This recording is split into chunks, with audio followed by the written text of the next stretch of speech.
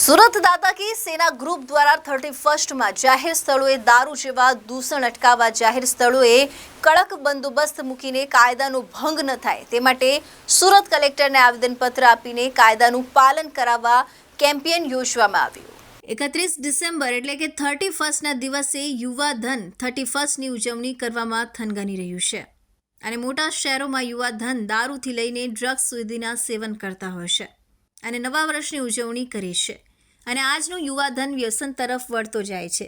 ત્યારે સુરત દાદા કી સેના ગ્રુપ દ્વારા સુરત કલેક્ટરને આવેદનપત્ર આપીને જણાવ્યું હતું કે 31 ડિસેમ્બર એટલે કે હિન્દુ સંસ્કૃતિની વિરુદ્ધનો આ તહેવાર છે અને 31 ડિસેમ્બરની યુવાધન વ્યસન તરફ વધી રહ્યા છે તેને રોકવા અને સરકારનું જે જાહેરનામું હોય તેવા વિસ્તારોમાં ઉપર નિયમની કડક અમલ કરવા આવેદનપત્ર આપીને માંગ કરી છે અને 31ના દિવસે દાદા કી સેના ગ્રુપ દ્વારા વ્યસનનું પૂતળા દહન કરીને 31નો વિરોધ કરવામાં આવશે તેમ જણાવ્યું હતું।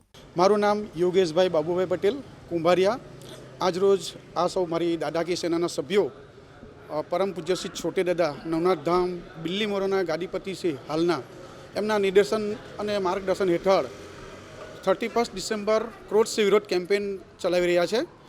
આ દિવસ આ 31 ડિસેમ્બર એ આપણી હિન્દુ સંસ્કૃતિનો તહેવાર નથી। આ દિવસે યુવા વર્ગ ખાસ કરીને ચરસ ગાંજો દારૂ જેવા અફીણ તત્વો લઈને પોતાનું જીવન ગેરમાર્ગે દોરે છે અને બરબાદીના આરે લઈ જાય છે જે યોગ્ય નથી, જેનાથી સમાજ અને રાષ્ટ્ર નિર્બળ બને છે। તો આ બધી જાગૃતિ લાવવા માટે 31 ડિસેમ્બરનો અમે વિરોધ કેમ્પેન ચલાવ્યા છે। તો એ અંતર્ગત આજરોજ અમે જિલ્લા કલેક્ટર શ્રી સુરતને અમારી લાગણી અને માગણી પહોંચાડવા માટે આવેદનપત્ર આપવા માટે અહીં આવ્યા છે।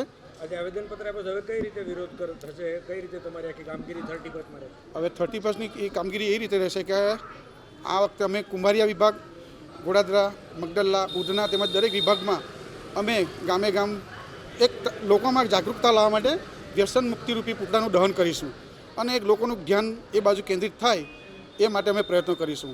એટલે હવે પછી અમે ક્રોધ સે વિરોધ વ્યસન મુક્તિ માટેના પૂતળા દહનનો કાર્યક્રમ કરીશું। જય જય બછિન્દર સુમત। મારું નામ એમિશ પટેલ છે। હું પૂના ગામ સુરતનો રહેવાસી છું। આજે સુરત શહેર જિલ્લા કલેક્ટર કચેરીએ શું રજૂઆત માટે આવ્યા?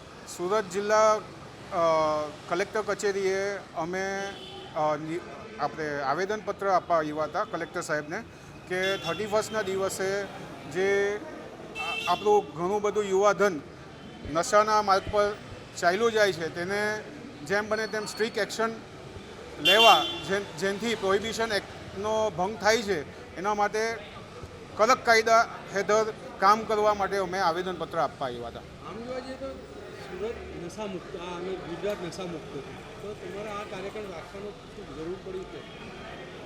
નશામુક્ત છે ઘણું બધું, પણ અંદર ખાને હજુ બી આપણને ઘણી વખત ફરિયાદો મળે છે કે અહીંયા આપણે પોલીસ સ્ટેશનમાં ને એમાં કે આ જગ્યા નશો થઈને બધા પોલીસ એક્શન લીધી છે, તેવી રીતના હજુ બી એમ અંદર ખાને ઘણી જગ્યાએ ચાલે છે। તેને બી આપણે અવેરનેસના હેઠળ બધે કડક કાયદા હેઠળ લેવામાં આવે તેવું અમે આવેદન આપવા આવ્યા હતા। કઈ રીતે કેમ્પેન ચલાવવામાં આવે? આ કેમ્પેન અમે નશારૂપી વ્યસનરૂપી પૂતળાનું દહન કરીને કેમ્પેન કરવાના છે। સરકાર એક તરફ દારૂ પીવાની છૂટ આપે છે પાટનગર, ગાંધીનગર, અને એક તરફ તમે એમ કહો છો કે વ્યસનથી દૂર રહો, ક્યાં તાલમેલ તમારો ક્યાં હતો? સરકાર જે પરમિશન આપે છે તે ગાંધીનગરમાં ગિફ્ટ સિટીમાં આપી છે। હવે એવી વસ્તુ છે જ્યાં આગળ ઘણી બધી કોર્પોરેટ ઓફિસો ને એવું છે જેને સરકારે પ્રોત્સાહન આપવા માટે એ લોકોએ કદાચ આ કાયદાનું પાલન લાવ્યા હોય એમ, પણ હું એમ કહું છું કે આપણું એના હેઠળ બી યુવાધન સચવાઈ જાય એ રીતનું કાયદા ઘડે તો સારું। હા, એટલે પીવાથી ત્યાં ગાંધીનગરમાં પીવા એટલે યુવાધનને તકલીફ નહીં પડે?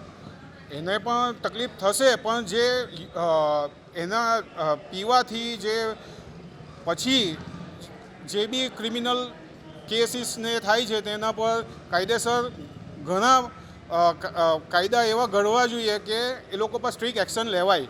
Arvind Rathod, ABC news Gujarat, Surat.